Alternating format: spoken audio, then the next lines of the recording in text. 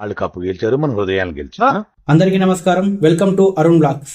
General గా మనం ఒక మాట వింటా ఉంటాము, వాళ్ళు మ్యాచ్ గెలిచారు, మేము హృదయాలు గెలిచాము. అలాంటి సీన్ ఈ రోజు T20 వరల్డ్ కప్ లో ఒకటి జరిగింది. ఇంగ్లాండ్ వర్సెస్ నేపాల్ మ్యాచ్ లో ఇంగ్లాండ్ మ్యాచ్ గెలిస్తే నేపాల్ హృదయాలు గెలిచిందని చెప్పాలి.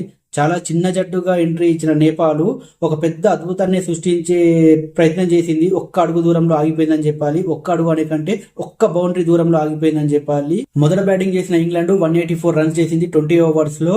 మొదటి వికెట్ ఎర్లీగానే పోయినప్పటికీ Buttler and Jacob Bethell, Will Jacks and Harry Brook సాయంతో ఒక రెస్పెక్టబుల్ స్కోరే చేసిందని చెప్పాలి.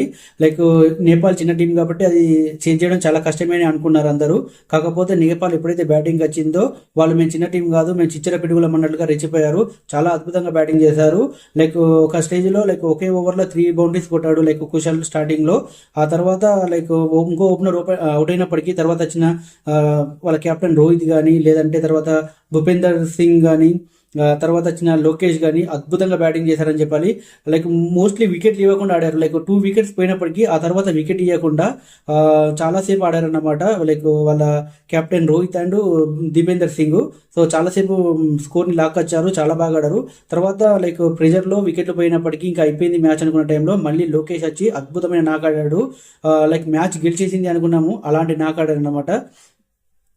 కాకపోతే బ్యాడ్ లక్. లైక్ ఈ చిన్న టీంలకి ఏంటంటే ప్రెజర్ అనేటి తీసుకోలేరు. లైక్ ఏదో ఒక స్టేజ్లో వాళ్ళు ప్రెజర్ ఫీల్ అయ్యి వికెట్లు లూజ్ పడిపోతూ ఉంటాయి. ఈవెన్ దో లైక్ వికెట్లు పడ్డా వీళ్ళు మాత్రం ఆడడం ఆపలేదు. మన నేపాల్ చాలా బాగా ట్రై చేశారు. లైక్ మ్యాచ్ ఓడిపోయినా హృదయాలు మాత్రం గెలిచారు. రియల్లీ చెప్తున్నా, హార్ట్ బ్రేకింగ్ అని చెప్పాలి. శ్యామ్ కరణ్ బ్యాట్ తో ఫెయిల్ అయినప్పటికీ బాల్ తో మాత్రం అద్భుతమే చేశాడని చెప్పాలి.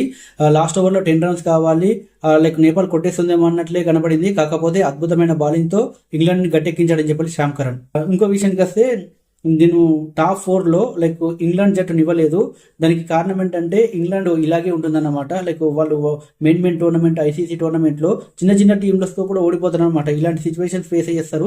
అందుకోసమే ఇంగ్లాండ్ నేను టాప్ 4 లో పెట్టలేదు. ముఖ్యంగా మనకు ఏషియన్ కండిషన్స్ లో కనుక చూస్తే వాళ్ళు పెద్దగా ఆడరనమాట, వాళ్ళు చేతులు ఎత్తేస్తారు. అందుకే నేను టాప్ 4 లో ఇంగ్లాండ్ టీంని పెట్టలేదు.